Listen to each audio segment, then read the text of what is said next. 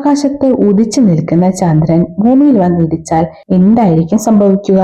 എന്തൊക്കെ മാറ്റങ്ങളാണ് ഭൂമിയിലും ചന്ദ്രനിലും ഉണ്ടാകാൻ പോകുന്നത് എന്നതിനെ കുറിച്ചാണ് ഇന്നത്തെ നമ്മുടെ വീഡിയോ.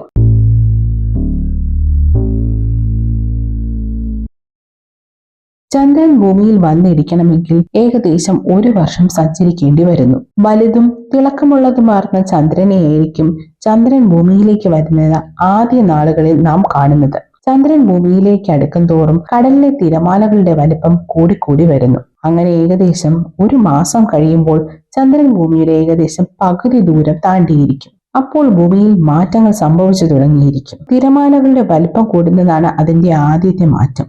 ഈ സമയത്ത് തിരമാലകളുടെ വലിപ്പം ഏകദേശം 4 കിലോമീറ്റർ വരെ കൂടിയേക്കാം. ഈ വലിയ തിരമാലകൾ കൊണ്ടുള്ള നാശനഷ്ടങ്ങൾ അതോടെ ആരംഭിക്കുന്നു. ഈ കൂറ്റൻ തിരമാലകൾ തീരദേശത്തെ വിഴുങ്ങുവാൻ ആരംഭിക്കുന്നു. പിന്നെ ചന്ദ്രൻ ഭൂമിയിലേക്ക് അടുക്കും തോറും തിരമാലകളുടെ വലിപ്പം കൂടിക്കൂടി ഏകദേശം 100 കിലോമീറ്റർ വരെ ഉയരുന്നു. ഇങ്ങനെ ഉണ്ടാകുന്ന പടുകൂറ്റൻ തിരമാലകൾ കെട്ടിടങ്ങൾ, റോഡുകൾ, പാലങ്ങൾ, അങ്ങനെ മനുഷ്യനിർമ്മിതികളെ എല്ലാം നശിപ്പിക്കുന്നു. പിന്നെയും ചന്ദ്രൻ ഭൂമിയിലേക്ക് അടുക്കും തോറും ചന്ദ്രന്റെ ഗ്രാവിറ്റേഷൻ ഫോഴ്സ് കൊണ്ട് ഉണ്ടാകുന്ന പ്രഷറിൽ ഭൂമി കുലുക്കങ്ങൾ ഉണ്ടാകുന്നു. മാത്രവുമല്ല, ഇത് അഗ്നിപർവ്വത സ്ഫോടനങ്ങൾക്ക് വരെ കാരണമാകുന്നു. ഇതോടെ ഭൂമിയിലെ ജീവജാലങ്ങൾക്ക് നാശം സംഭവിക്കുന്നു. അങ്ങനെ ഏറെ ദൂരം സഞ്ചരിച്ചു വരുന്ന ചന്ദ്രൻ ഭൂമിയുടെ ജിയോ സിൻക്രണസ് ഓർബിറ്റിൽ എത്തുന്നു. ഭൂമിയുടെ റൊട്ടേഷനോടൊപ്പം സാറ്റലൈറ്റുകളും റൊട്ടേറ്റ് ചെയ്യുന്നത് ഈ ഓർബിറ്റിലാണ്. ഈ ഓർബിറ്റിൽ റൊട്ടേറ്റ് ചെയ്യുന്ന ഏതൊരു വസ്തുവും ഒരു നിശ്ചിത ലോങ്ജിറ്റ്യൂഡിൽ തന്നെയായിരിക്കും. ജിയോ സിൻക്രണസ് ഓർബിറ്റിൽ എത്തുന്ന ചന്ദ്രൻ ഭൂമിയുടെ അതേ സ്പീഡിൽ തന്നെ റൊട്ടേറ്റ് ചെയ്യുവാൻ ആരംഭിക്കുന്നു.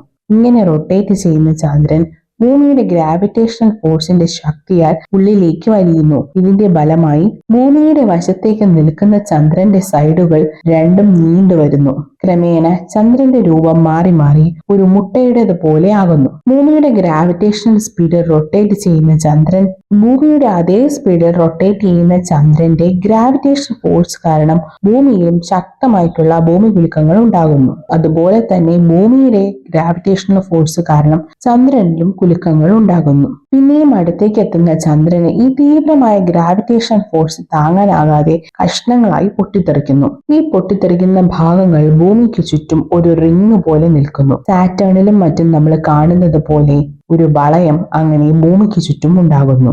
ഈ പൊട്ടിത്തെറിയുടെ തീവ്രതയിൽ ആസ്ട്രോയിഡ്സുകൾ ഭൂമിയിൽ വന്ന് പതിക്കുകയും വൻ തീപിടുത്തം ഉണ്ടാവുകയും ചെയ്യുന്നു. അങ്ങനെ ഭൂമിക്കും ഇതിലൂടെ സർവനാശമാണ് വരുന്നത്. എന്നാൽ നാം ഇതിനെപ്പറ്റി ഓർത്ത് ഭയപ്പെടേണ്ട യാതൊരു ആവശ്യവുമില്ല. ഇത് ഒരിക്കലും നടക്കാൻ സാധ്യതയില്ലാത്ത ഒരു കാര്യമാണ്.